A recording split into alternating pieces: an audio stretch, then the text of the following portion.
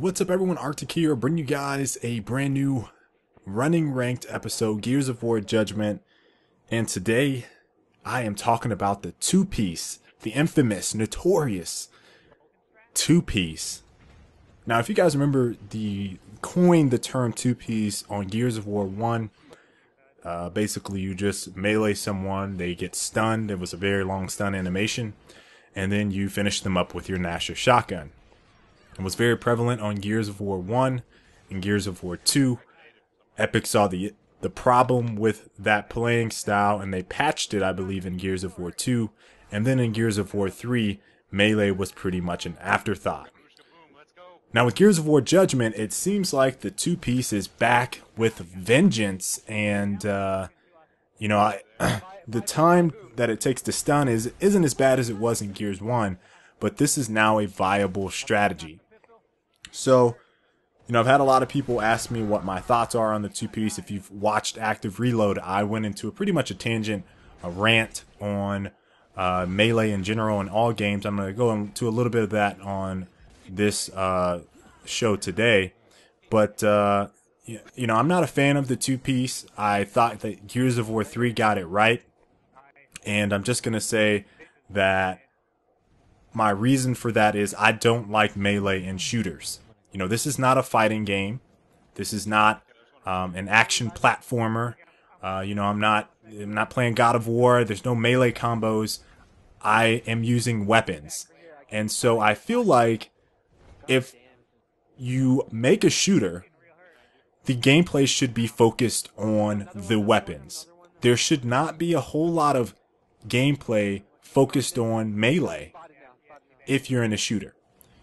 And Gears of War's melee has not been very good except for Gears of War 3, and players that rely on the melee are kind of getting themselves in a bad habit. Hey, I know that boosts KD, but and as we saw with Gears of War 3, it was a lot more focused on guns, and melee was a secondary option. It was, okay, I'm out of ammo, I don't know what else to do, this guy's right in my face, let me just throw a melee. It was the desperation move. Humiliation move, even if you want to call it that, back in like Unreal Quake days. If you got a melee kill, which was usually like a hammer kill or something like that, if you're talking Unreal, that's a humiliation kill.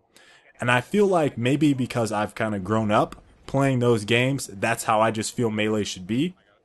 But it's not a fun mechanic in this game, not at all.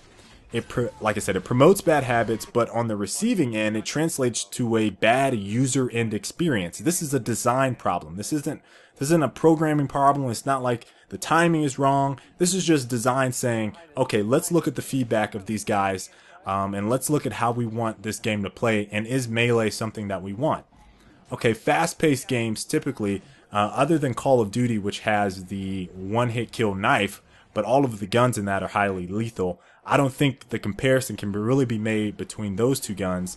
And you want to go Battlefield, that's super realistic. Again, comparison is really difficult to make with two realistic tactical shooters. Now, don't get me wrong, Marcus, Phoenix, Baird, Dom, Coltrane, he's a big-ass dude, but, if you're punching a monster, or another COG player, I'm just referencing different Gears of War games, like, I don't expect that to kill them, and it shouldn't. So, I feel like the viability of the two-piece tactic is way too prevalent. It's way too, you can have way too much success with it in Gears of War Judgment, and I don't like it. I'm not saying that it's something that I can't counter. It's very, very easy to counter, but it's not promoting good gameplay.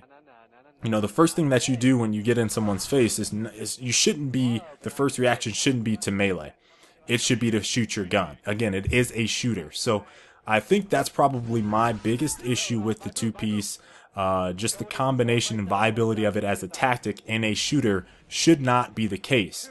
And the reliability of Nasher players in particular that use the two-piece, it's too much. And in terms of countering it, the easy counter is obviously just switching to a rifle, backpedaling, and lancering or hammer bursting or whatever rifle you want to use them down. It's a little bit more difficult with the Markza. You probably need to switch to your pistol, but it's not very hard to counter, not at all. So in that regard, I don't feel like it's so bad that they have to change it or whatever. I just feel like if you're going to make a shooter, don't make melee the focus of the game. Like, not at all. I mean, it just shouldn't be like that. It just should not be like that. And that's probably why I'm so disgusted with them backpedaling on the two-piece after they corrected it in Gears of War 3. They said, no, we need to make it return. It needs to be just as viable of a tactic as it was in Gears 2 and Gears 1, because this is fast-paced, and that's what people do. That's what people want in fast-paced shooters. Again, the user end experience is terrible. It's a design problem, and I feel like Epic needs to address it from the user experience. Hey, do we need to decrease the amount of time that they're stunned? Do we need to decrease damage? Do we need to make it so that if you get meleeed, you can still move? Whatever the case may be, they need to say, okay, from a user end experience, how do I correct this problem? Because from the the offensive player, the person that's on the attacking end of the melee, they probably don't feel like it's that bad of a tactic, which is fine. You can keep the same, the animation the same, the time the same, the distance the same, but on the receiving end, it really sucks. So figure that out, guys. And that's pretty much all I got on this episode. Really kind of ranty, maybe. Tried to make it as focused as possible on my issues with the two-piece. It is something that you can counter, but overall, I don't like the game play mechanic in any shooter. So that's it, guys. That's all I got for you today, and I'll catch you later. Peace.